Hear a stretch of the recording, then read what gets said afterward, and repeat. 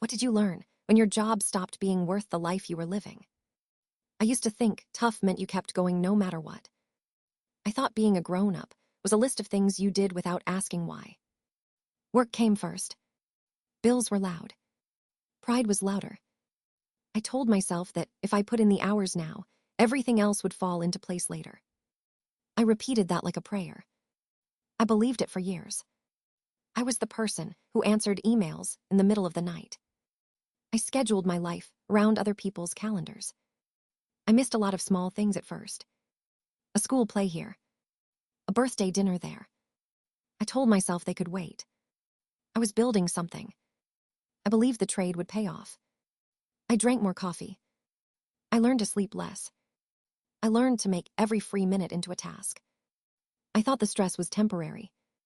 It was not. One winter, my mother called and sounded different. She was quieter than usual. I remember the way she said my name, like she was measuring it. Her voice made the city noise in my head hush. She asked me if I could come home for a weekend. I said no. I had a deadline. I had a meeting. She said she understood. I put the phone down and opened another document and told myself I would make it up to her next month. Next month kept sliding. A few weeks after that, my team was told we had to cut costs. We had to be leaner. My boss praised me in the meeting. He said I was reliable. He also said he needed me to take on more. He said loyal people were rare. My inbox filled with new tasks. My calendar got a new label. I stayed later that night and later nights after that. I ate at my desk. I forgot the sound of the sidewalk outside my window. My mother called again. This time, she did not ask for a visit. She told me she had fallen and that she was tired of getting up on her own. I booked the first train that morning. I told myself I would just be gone for a day. I packed a bag and tried to check my work email on the station bench. My hands shook. At the hospital, my mother held my hand and told me not to quit. She said work was good for me. She worried about money for both of us. I thought about all the nights I had chosen to screen over her. I thought about the way my phone lit the room more than my smile lately. The doctor said she needed someone to be with her for a while. My manager called me and asked if I could join a late call. I told him I would try. I walked out of the hospital bathroom and turned the phone off. I sat in the car and let myself cry.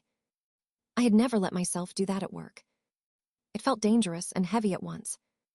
I did not quit that day. I took a leave later. I asked for fewer hours. It felt like asking permission to breathe.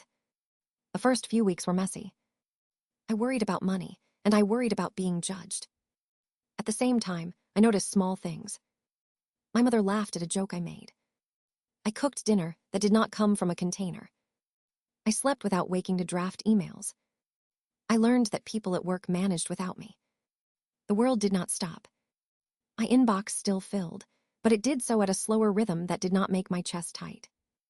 Now, years later, I still work. I am not reckless with my time anymore. I set boundaries that felt selfish at first, and then felt like the right shape of my life. I still care about doing good work. I still show up. I just do it in a way that leaves room for the rest of me. I learned that showing up for people does not mean erasing yourself. I learned that pride is not the same as health. I learned that the cost of burning out is more than a missed deadline. It is quieter than that. It is the tiny, steady things you cannot get back. If you are tired, it is okay to ask for rest. If you are scared, you are still brave.